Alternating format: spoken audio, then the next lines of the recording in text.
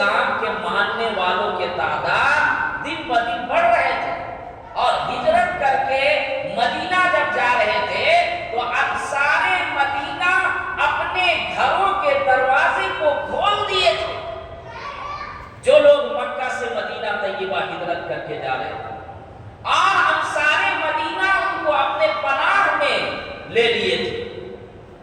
اور ہر طرح کی سہولیات انصار مدینہ ہجرت کرنے والوں کے لیے کر دیے۔ جب کفار مکہ یہ سب دیکھے، ان کو خبر ملی تو بے چینی پیدا ہو گئی، اور پھر اس کے بعد وہ لوگ میٹنگ کرتے ہیں۔ دار الندوہ کے اندر ایک میٹنگ ہوتی ہے، اس میں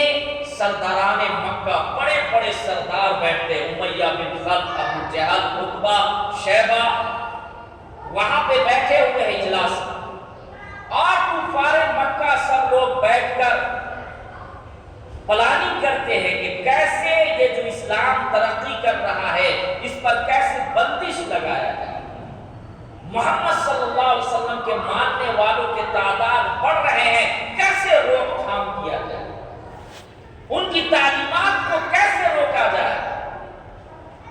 میٹنگ رکھی جاتی ہے،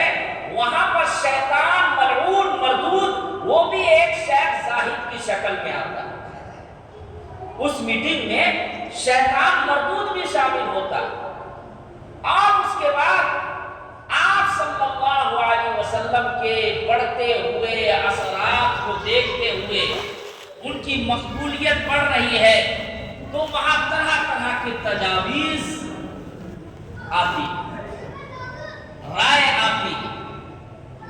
بہت سارے لوگ یہ کہتے ہیں کہ آپ صلی اللہ علیہ وسلم کے ماننے والے دن بدن بڑھ رہے ہیں، اسلام ترقی عروج میں جا رہا ہے، تو اب اس کے روک تھام کے لیے ایسا کیا جائے کہ محمد صلی اللہ علیہ وسلم کو وطن سے نکال دیا جائے۔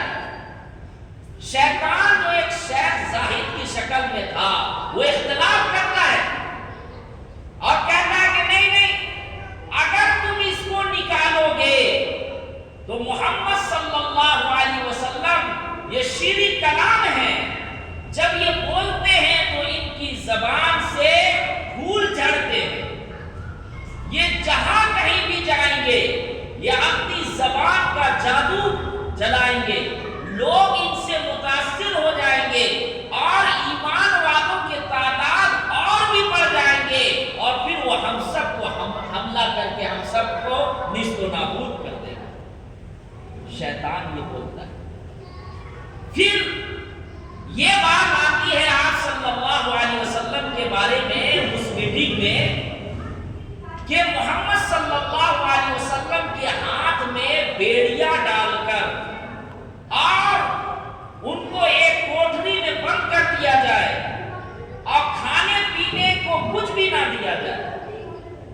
اس سے نعوذ باللہ خود بخود آپ صلی اللہ علیہ وسلم ہلاک ہو جائیں گے۔ یہ کفار مکہ کچھ لوگ یہ رائے دیتے ہیں۔ شیطان جو ایک شیخ زاہد کی شکل میں تھا اس سے اختلاف کرتا ہے کہ اگر تم ان کے ہاتھ پر بیڑی ڈال کر اور کوٹھری میں بند کر دو گے، صحابہ کرام ان کے دوست ایسے ہیں کہ پھر وہ اپنی جان کی پرواہ نہیں کریں گے، اور پھر وہ کسی طرح بھی معلوم کر لیں گے کہ آپ صلی اللہ علیہ وسلم کہاں ہیں، اور اپنی جان کی پرواہ کیے بغیر وہاں پہنچ کر اور آپ صلی اللہ علیہ وسلم کو وہاں سے چھڑا لیں گے۔ یہ کون کہتا ہے؟ شیطان کہتا ہے، اس رائے سے اختلاف کرتا ہے۔ سردار مکہ ابو جہل تھا، وہ یہ کہتا ہے کہ اگر محمد صلی اللہ علیہ وسلم کی مقبولیات جو بڑھ رہی ہے اور ان کی تعلیمات پر بندش لگانی ہے تو نعوذ باللہ ایک ہی کام کیا جائے کہ ان کو ختم کر دیا جائے، اور ختم کرنے کا طریقہ یہ ہو کہ ہر قبیلے سے ایک نوجوان لیا جائے، اور وہ تمام نوجوان مل کر رات کو آپ صلی اللہ علیہ وسلم کے مکان کا محاصرہ یعنی گھیراؤ کر کے ایک ساتھ جا کر اندر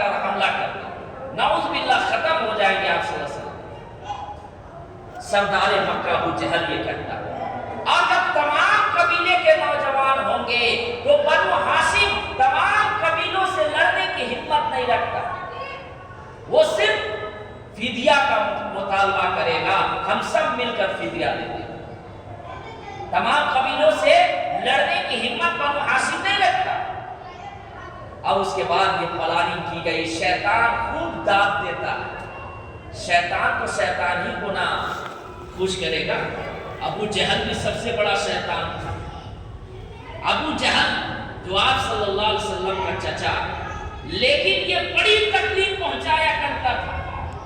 किनको? आप सल्लल्लाहु अलैहि वसल्लम।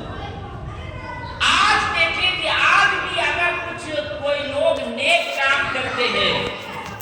दीन के